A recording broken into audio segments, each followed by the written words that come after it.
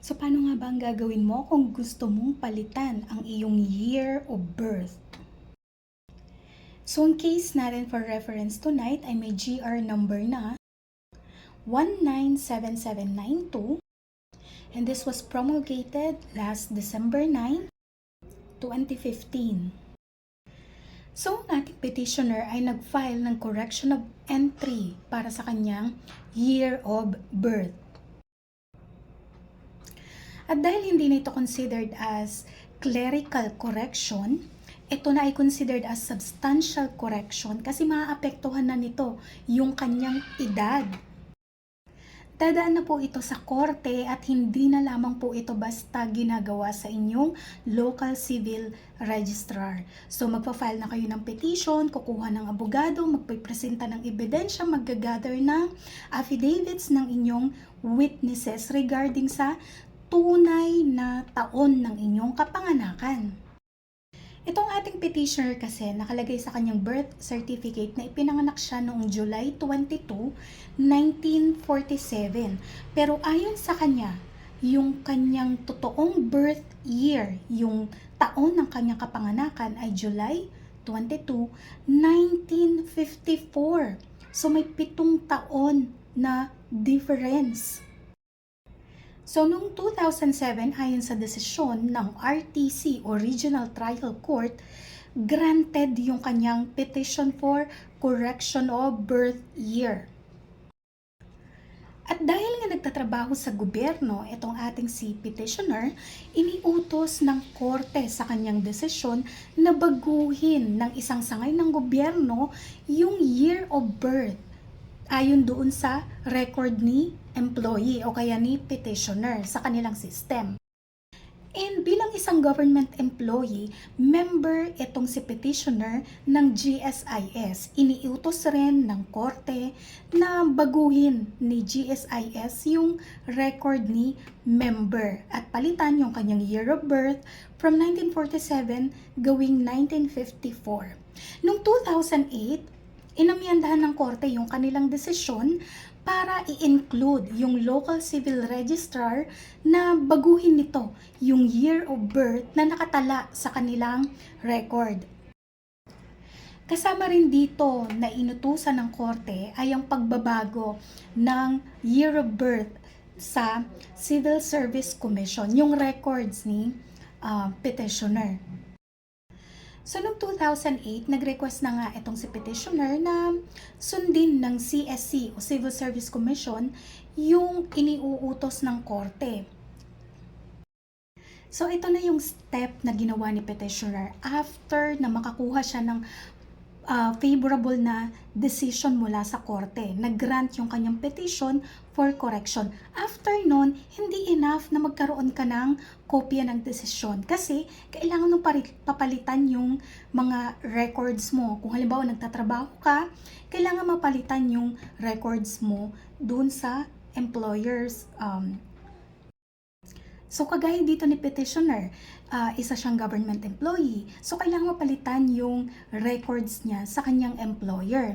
And then, bilang isang GSIS member, kailangan rin mapalitan yung year of birth na nandun sa kanyang record. And also, sa kanyang Civil Service Commission or sa CSC records. So, ang ginawa niya, nag-submit siya ng request, sinubmit niya sa government agency, sa Civil Service Commission, and then inattach niya yung desisyon ng korte na may favorable decision na ginagrant yung kanyang petition. Desisyon ng korte, nagsubmit din siya ng affidavit, nagsubmit din siya ng kopya ng kanyang late registered birth certificate na inisyu ng kanilang local civil registrar. Nagsubmit din siya ng certified true copy ng kanyang diploma and TOR. Yun nga lang, denied kay Civil Service Commission yung kanyang request na mapalitan yung year of birth na nandoon sa record. Umapela siya dun sa desisyon na denied yung kanyang request. And sa kanyang pag-apela or sa kanyang motion for reconsideration, inattach na ngayon yung certificate na may finality na ng desisyon ng korte na pinapalitan na or ina-amend na yung or kino-correct na yung year of birth from 1947 to 1954. So inattach niya yun sa kanyang motion for reconsideration pero denied pa rin.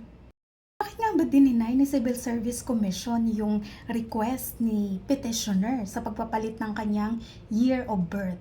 Well, ang sabi ni CSC, kung totoo na ipinanganak siya noong 1954 and ayon sa certified true copy ng kanyang TOR and diploma, nag-graduate siya sa kolehiyo ng 1967. So, ibig sabihin, 13 years old lang siya nung gumraduate siya sa university? And kung ipinanganak siya ng 1954, gumraduate siya sa high school na siya ay 9 years old lamang? And gumraduate siya sa elementary na siya ay 5 years old lamang? Yun kasi yung ibig sabihin nun, pinanganak siya ng 1954. Ang laki ng difference. Kasi ang kanyang nasa dating birth certificate ay 1947. Ngayon, pinakorek niya, naging 1954. So yun nga, sabi ng CSC, parang napaka-imposible namang mangyari nun. Kaya lang ang sabi ng korte, dahil yung petition na pagpapakorek ng year of birth ay isang in rem proceeding, yung decision sa petition na ito ay hindi lamang valid sa mga partido na involved doon sa kaso o doon sa proceeding ng correction of year of birth, kundi valid ito sa buong mundo. Kaya nga isa sa mga requirement ng ganitong petition o ng ganitong proceeding ay ang pagkakaroon ng publication para maging notice sa mga sa publiko. And in this case, dahil nga nagkaroon na ng finality yung decision ng korte, hindi na ito po pwedeng i-modify o i-alter. Kahit na mayroong erroneous conclusion ng law or ng factual circumstances ng kaso. Itong doctrine kasi ng finality of judgment ay grounded o essential na parte ng orderly administration of justice and public policy. Kasi at some point, kailangang magkaroon ng katapusan o hangganan ang isang kaso.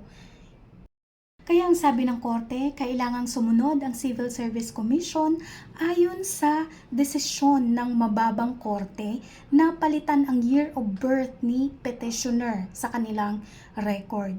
So from 1947 gagawing 1954 ayon dito sa Doctrine of Finality of Judgment.